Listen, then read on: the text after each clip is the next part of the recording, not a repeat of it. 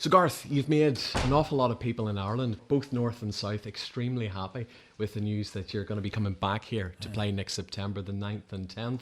Bearing in mind the historic legacy of your Croke Park shows back in 1997 and then of course the cancellation of the concerts in 2014, what does it mean for you to be here in Ireland today and see that everybody's just buzzing for these shows? It's very sweet. I tell you what, take whoever says they're the most excited, they're going to be behind me in line.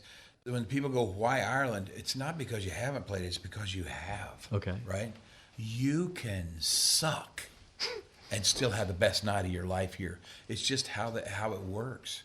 You start a song, they finish it.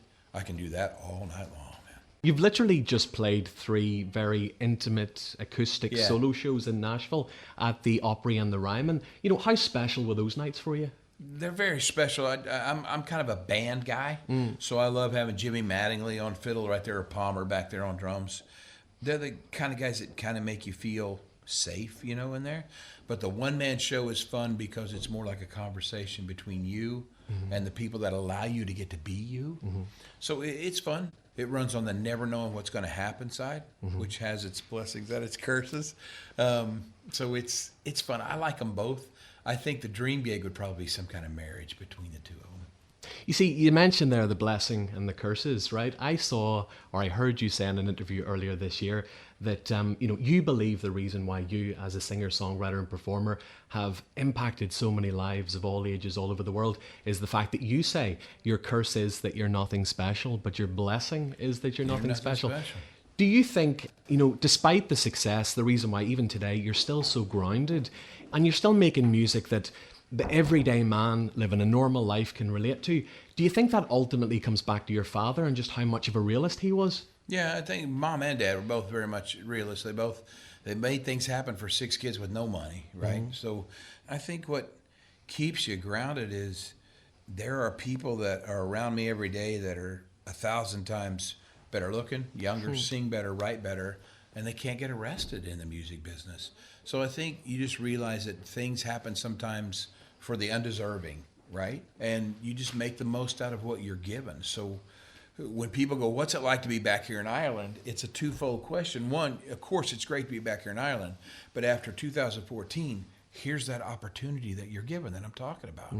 Might not deserve this opportunity, but now that it's in my lap, I'm going to make everything I possibly can out of it selfishly because this is the greatest place to play music. From the release of your self-titled debut album in 1989 all the way through to, say, 2001 Scarecrow, you worked so hard. You never took your foot off the gas. Where do you think that drive and that work ethic comes from? Well, first of all, man, know that it's very sweet that you say work. This isn't a statement of humbleness. This is a statement of honesty. You're looking at the laziest guy on the planet. I just don't do it if it's work. I think what music did for me was it never was work. It was always a joy. And so instead of people going, man, you worked all the time, it was, no, I just got happier and happier and happier. It was always so sweet. And people have never made me fear or hate coming to work. I was telling you, we played baseball, and I told those guys, you guys don't know how to do this right.